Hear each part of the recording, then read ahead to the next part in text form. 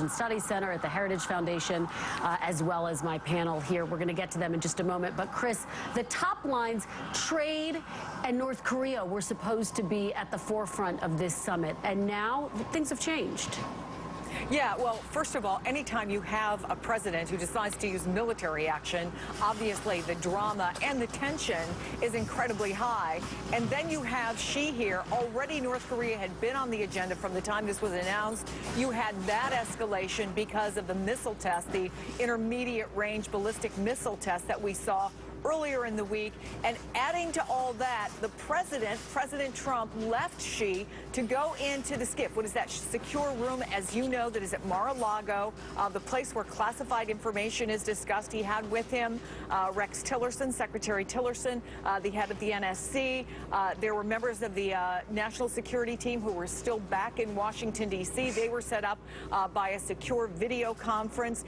It's described by people who were in that room as having had a confidence in that room, a cautious confidence about the decision that had been made. There had been a long meeting, which was described as intense, where the president had asked a lot of questions before that decision was finally made. But this then, after going before a national television audience last night, sort of the reconstituting of the meeting with Xi, obviously adds new, important new layer to his conversations, to the president's conversations with Xi about their influence on North Korea, Kristen. Certainly does. Chris Jansing, thank you so much. Appreciate your reporting. Walter, I want to get right to you to break it down a little bit more and pick up where Chris left off.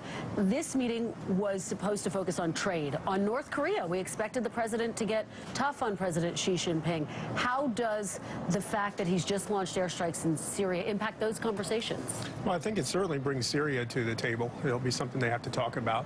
And I think that Xi Jinping will get the message that Donald Trump means business on these sorts of issues, whether it's North Korea or Syria. But I think the Chinese will be looking for consistency. So, yes, he'll take action, but he said a lot of things about Syria, not all consistent. So they'll be looking for some consistency in his messaging as well. What do you expect to come out of this? I mean, this is their first meeting. It's at Mar-a-Lago, really aimed at fostering a more personal relationship between these two leaders. But what do you expect, actually, the tangibles of it? Yeah, first of all, I don't think they will achieve much personal relationship. That's just not the way the Chinese do business. It'll be as generally as formal as it usually is. I think from the administration perspective, North Korea is the big deal. I think even more important than trade, because I think on trade, there's still some debate within the administration over that. But on North Korea, it's a very clear and almost present danger. And the administration is tired of talking about it. It's time to really get the Chinese to act on the issue. Jenna, let me have you weigh in. The optics, the significance of all of this happening while the president is in Mar-a-Lago, in Palm Beach, holding this incredibly important summit with the leader of China that has now taken on a whole new significance. Well, it has backed up the president's point that he can continue working while he's at Mar-a-Lago, that he's not just there to play golf, that he can continue running the government while he's there. But this sends a very strong message to China that this president is not afraid to take very swift, very strong action.